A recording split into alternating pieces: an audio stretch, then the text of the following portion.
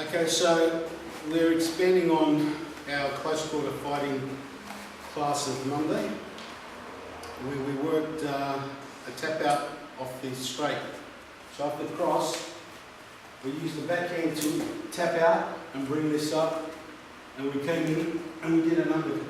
Alright? So from here, I can do several things. One, I can come in with the elbow straight away. I can use open palm, but I have to get a grip with this, alright? Because this arm isn't going to stay loose or free for me. But the main thing that I want to do now is sit on that foot as I do the technique, alright? So that takes me down. You should immediately kick into the groin.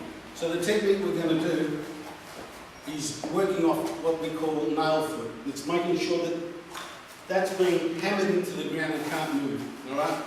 That makes him fall over, because what happens is he tries to move and he can't. That causes him to fall. Alright, so let's do that gun technique. Okay, so what happened is he pointed that, he came forward with that gun. Okay, so we went over to this side, we ripped it out here and we rammed into it. That's it. There's nothing special about it. My foot is still there and I've got the gun. So I was sitting bang bang, and he said, "Did you see what happens? Do you see what happens when you're not ready?" So I'm here, hands out. Okay, here. Now, what I do here is I grab, extend out, okay, and push. See, that's pushing, and that's just to escape. That's not a follow-up. Okay, that's not following up to the technique. Right, so there's various ways of doing this motion here. Okay, tap here. This is common. In Silat, in Kung Fu, this is common. Okay, here. This is the motion. Alright, so you have this motion here. You always follow the leg movement. So it's not like with the ring sport where you're always just going up and down. They tell you never swap the legs, which is a no-no. But for us, we do swap our legs continuously. Right, we're continuously swapping the legs. And there's reasons for that that have nothing to do also with just your positioning. It's to do with knife fighting, because they basically cut under here. It's their favourite techniques.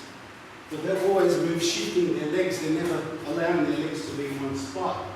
But for body mechanics, okay, see, that's my evasion there. Okay, there's an angle there. Okay, if I'm coming this way, alright, I didn't shift my legs at all. I didn't have to. Alright, so there's situations where you've gone this far. Now, which way do you have to go?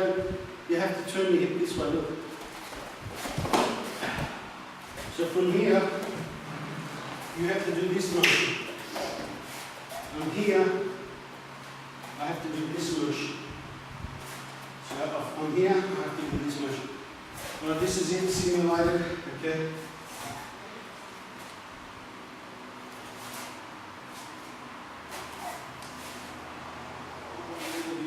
Is when you're working security, you know, so you're talking to the patron like this.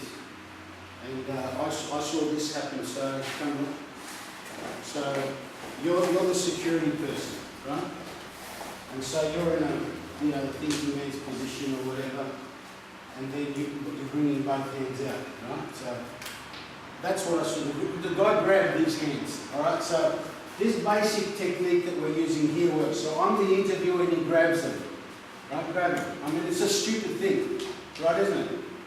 All right, you just come in under here, and there's your release. So it's that very technique. Look, I'm talking to him, he grabs there, right? Get me? So it's a circular motion, the circle. He can't hold it. It's released. Okay, just a continuous circle. In fact, that time he got completely rolled up.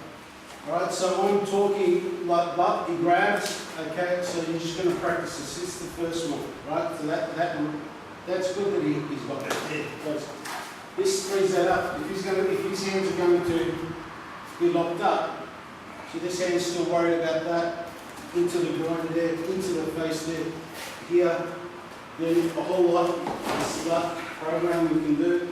It doesn't matter what happens after that. The main thing is that this movement that we're showing you, which is good for blocking, passing. You can use as a release lever. Okay? So in, release. Okay? Release. To release fully, you just keep the circle going. Okay? Alright, traditional headlock, squeeze, squeeze, squeeze. Squeeze my head. Okay. Okay, here. Okay. Here's a tough boy, he wants to hang on. This is what I got. This is my target.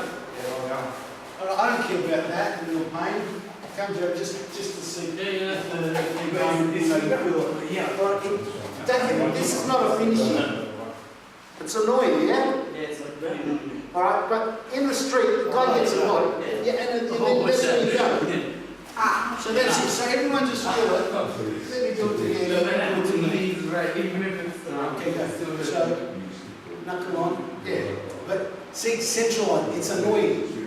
Right? It's see, that's annoying. Right, so you will shift your position. Anyway, the headlock is a dumb move.